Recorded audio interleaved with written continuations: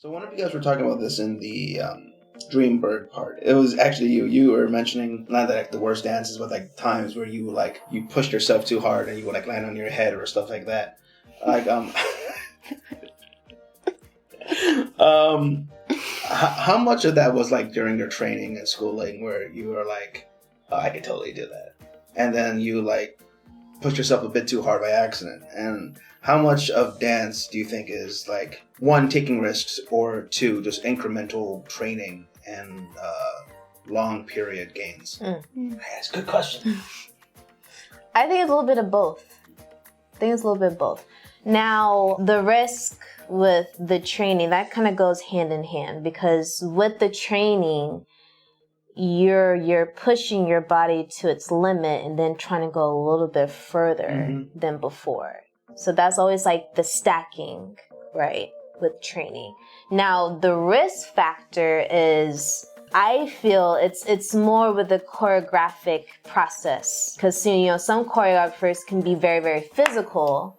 So sometimes they just want you just to go for it and not really think mentally, okay, am I taking the right steps, and then lunge myself to this other person, making sure that they catch me. Sometimes it's just the momentum. It's like any other, human reaction, the fight or flight mechanism, So some pieces, they just need that kind of energy, that risk factor. But at the same time, you still have that underneath, okay, yes, I'm taking this huge jump, but at the same time, I know my limitations. So if I do kind of push myself a little too far, then yes, I can hurt myself. So I think it's a little bit of both.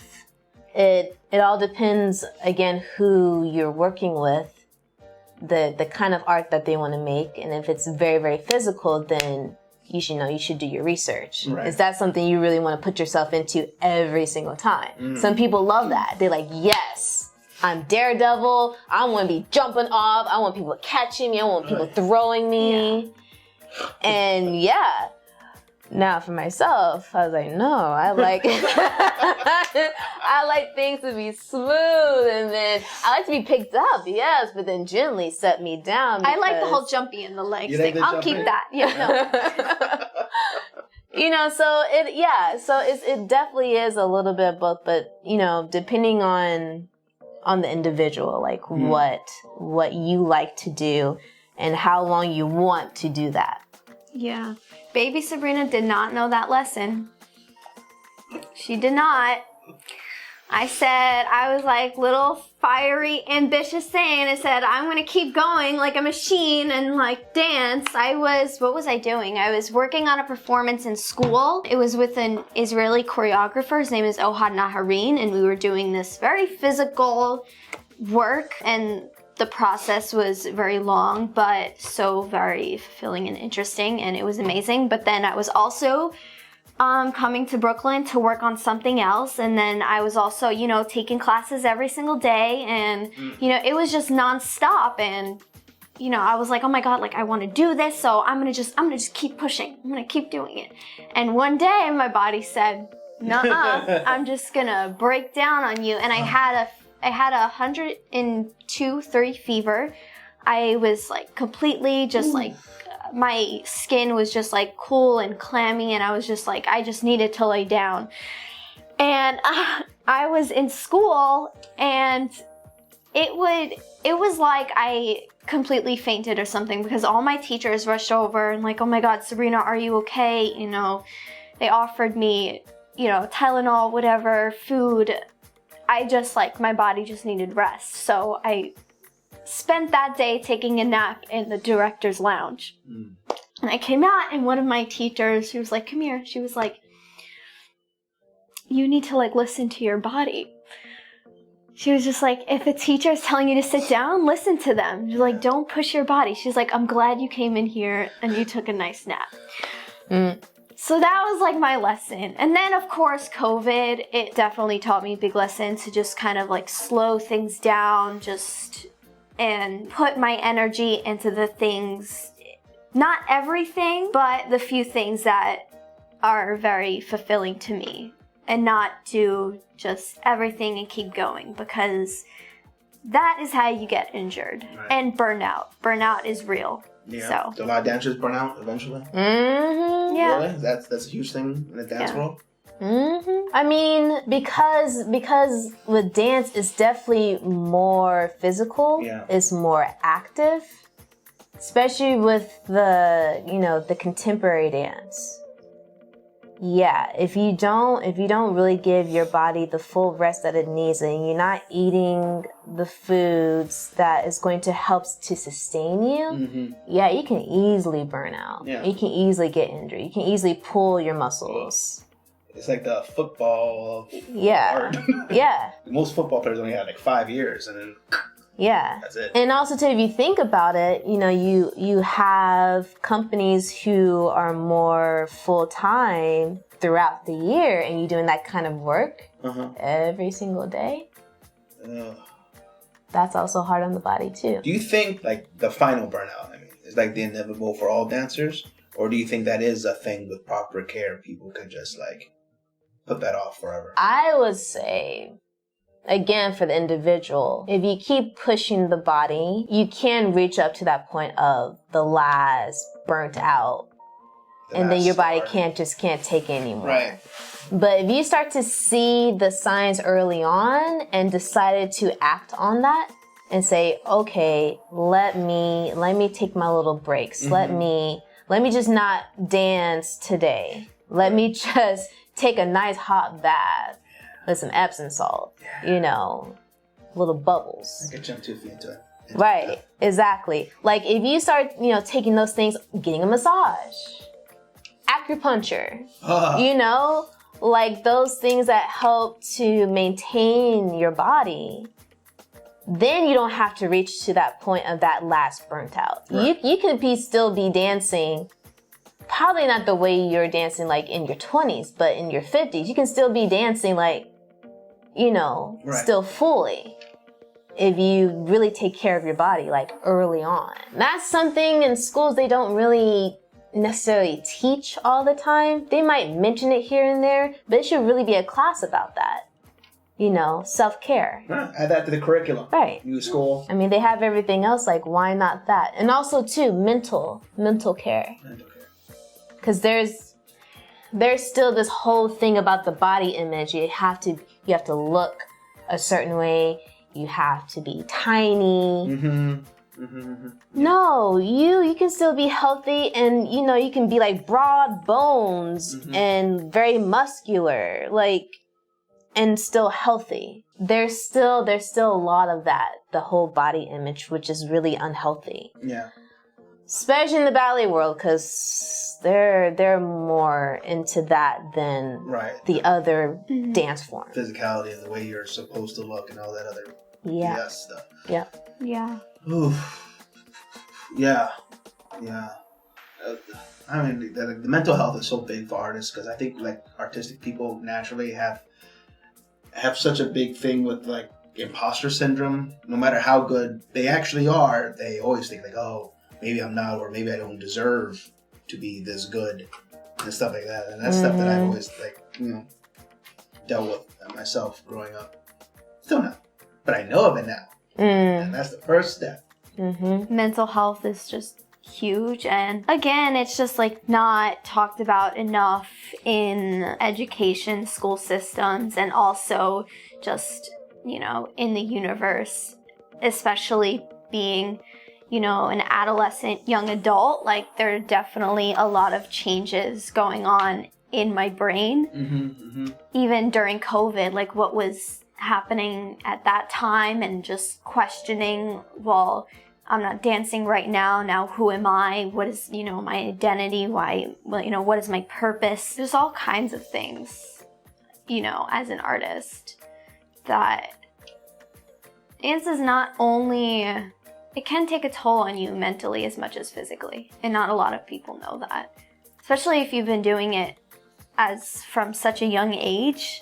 You definitely need to find ways to just take care of yourself mentally and emotionally, spiritually. How was dancing during COVID? Because you were in school, and you guys were both working. Like, I think during the time, like, How was that? Was it like...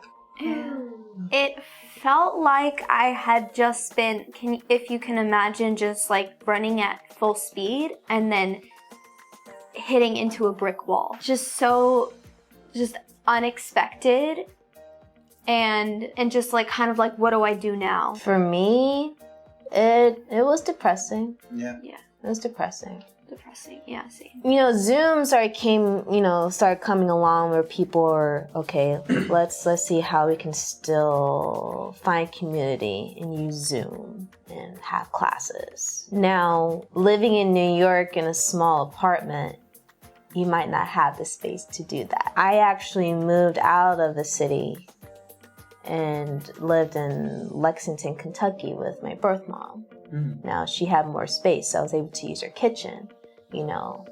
Taking dance class on Sundays, but all the other days I worked at her spa, doing massage therapy. But that was really tough because I felt sort of uninspired because I'm not doing the thing that I really wanted to do, I really wanted to pursue. And only doing it once a week was not enough for me. And so I started to get into a bad habit of, after work, I go home, I watch Netflix, like binge watch Netflix all the time. If I'm not working on that day, I'll stay in bed and just binge watch. Like, that's how bad it was. There were like little moments of like trying to like force myself, okay, you're gonna do something active. Maybe do like a little improv, like in this little space. Like sometimes that would happen, but most of the time, it wasn't enough, and I was missing like being in community, like in person with people. Right. Like I was missing that. Also, too, being away, being in another state that, it's the South. There's not a lot of art going on there either, so that was even hard for me to being motivated to do anything besides doing my job. Were you down there for the entire, the entire year? Yeah, that year. That year? Yeah. The dark year? 2020 was... The boring year. How was it doing dance on Zoom? I had a friend, because, during that period of, the anti-Asian attacks, one of my friends started a online class where he was teaching mostly Asian people, but anyone who wanted to join self-defense. And one of the issues we ran into was just the technical parts of the moves. I've done martial arts in my years ago, so I have some kind of background. But a lot of the people were they've never done it before. Mm-hmm. So certain things they just didn't physically understand because they had no background for it. How was learning and teaching, experiencing dance through Zoom? Try doing it with newer people, and how was that? For us, with Nathan, it was with the same people, so we already know the whole format of how class is going to be taken. Right. So that wasn't difficult, but sometimes it's some, connection-wise, with the internet. You can be frozen and then you're like, wait, what happened? Are you still there? So sometimes that's a little bit difficult, depending, where you are and with the connection. Stay jumping 9 feet in the air for so long. Right, and you're like, okay, are this person coming down? We're already done. But yeah, I mean, for me, it was just meeting with Nathan was just my favorite part. I didn't even mind the Zoom thing with that particular group because I just feel when you have a certain connection with those people, then it's more about just this community and this group rather than, okay, we're gonna do some dance steps today, which is what I felt from my school. It was really hard for me to stay motivated through Zoom. I just did not want to go to class anymore because I'm what's the point? I'm in my tiny living room space. I can't move. I can barely see what the teacher's doing because the teacher's also focusing on a whole group that's in person and kind of just doing this back and forth thing.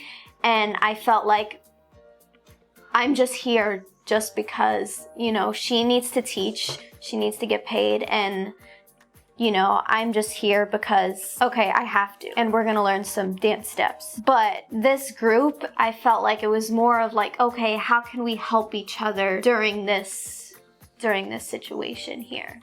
How can we make this a healing process and not, you know, okay, we're gonna just take a dance class today. This group, like meeting every Sunday, this sort of ritualistic meeting, it was like the most healing for me. And it was online, on Zoom. How was the healing process?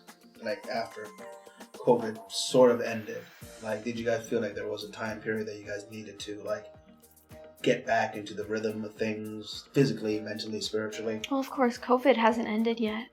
Not even close. We're over a nice hump of it, I think. Probably not. As long as it's not the, what was that Greek letter? Omega? Is that the end? I'm not quite sure. As long as it's not the last alphabet in the Greek alphabets, I'm probably going to be okay. Because that's scary. Imagine that. The Omega. It's just, you know, we are social creatures. Right. So how long can we stay sane and take care of ourselves emotionally, spiritually, and mentally if we're always inside? Right. You know. Or isolated. Have you seen I Am Legend? Mm-mm. Have you seen it? Mm-hmm. Remember that scene? Which scene? The scene when he was starting to get a little bit crazy? Oh. You should see that movie. Oh, it's good. It's fun. Okay, I have a list of movies. We're all going to watch God. so much movies. All right. Overall, how has COVID affected dance? Training, performance, and all that kind of stuff? Or not just that, has it like inspired new forms of dance or anything like that? Yes. When COVID first hit, it was that summer that we were introduced to Enrique, who directs Alpha Omega Theatrical Dance Company, and he had a small outdoor space. So we would have small scale performances there, and I've never experienced, you know, seeing live dance just like right there on a stage. It's always in this large theater, kind of just far away. But now you're able to see like the small nuances and every single transition, and seeing that person just like really up close in like this vulnerable kind of state. That, and also dance film. So because I was not able to have a senior project showcase live, I did a solo, and Nathan Trice choreographed it, and it was a dance film. And I never imagined that what we created would turn out that way. I never thought what could be possible with dance film. Just because like you control the camera, you control what the audience sees. So if I just want to have like this just one little like hand gesture, little nuance, I can focus in on just that. And then maybe come to a bigger picture. So, I mean, that really did open my eyes as to what dance really could be on other platforms. Not just in a theater, but it can be in like a small outdoor space or just on film. Yeah, a lot more companies really start to broaden other aspects of how can we still perform, but in more outdoor spaces. Make that more accessible for people to come. Because you can actually do, 6 feet apart, in a more open, controlled space. You start to see that more people like posting those things like on their social media, on Instagram, on Facebook. And you're like, oh wow, I never thought of that. So that really helped, other performers, other choreographers to think of the bigger sense of their work. Not just in a theater setting, but outside, like out there in that tree. Like you can actually create something right there in that present moment and have like a cute little gathering of people. And that's a performance right there. So anything is really possible if we allow ourselves to think more broadly and just let the creative juices flow and not be stuck in one particular way of how we've been doing things all the time. You guys were talking about the idea of vulnerability during performances, dance. How important is like vulnerability in general in dance? I know that from like for writing, and sometimes I would argue for like reading good theatrical performances, like the vulnerability really changes it from like a good performance to like a great performance. And also the same for like writing. What do you guys think? I would say it depends. It depends of what you're creating. Is it meant to have that kind of vulnerability? Because not every work is meant to make you feel that way. Right. And sometimes it doesn't need to all the time. But if it is, I mean, I think for me, if I'm telling a story within my dance about my mother, that's going to bring up some things from my experience, and that will get me to that place of being vulnerable to share that, that very personal thing to other people. Because I'm allowing that to happen. So, is vulnerability important? Depending on the concept, depending on what you want to portray. Because if it's like, if you want to portray like, like the happiness and the joy, the feeling that what dance gives you, I guess that could also be a little bit of vulnerability too, of showing that. So there is a little underlining, but if it's something very deep, something that want you to think about your life, that kind of vulnerability, I think that's, it all depends on the concept of what you want to say. Mm-hmm. It kind of reminds me of what Nathan would always tell me, that not everything has to be here. But sometimes it's just right here in this state. What is this? Because people can relate to this. It's, it's this. It's, that kind of intimacy of human emotion and human experiences. That's what we relate to. I definitely agree. It depends on the piece and what you're trying to portray with the movement. Oh no, did that run out of batteries? Good thing this one is still on. Thank goodness. All right, look at this camera now. Goodbye, everybody. World meets you. Thank you for watching World Meets You. My head's over here. All right, wave bye. Bye. And action pose for the thumbnail.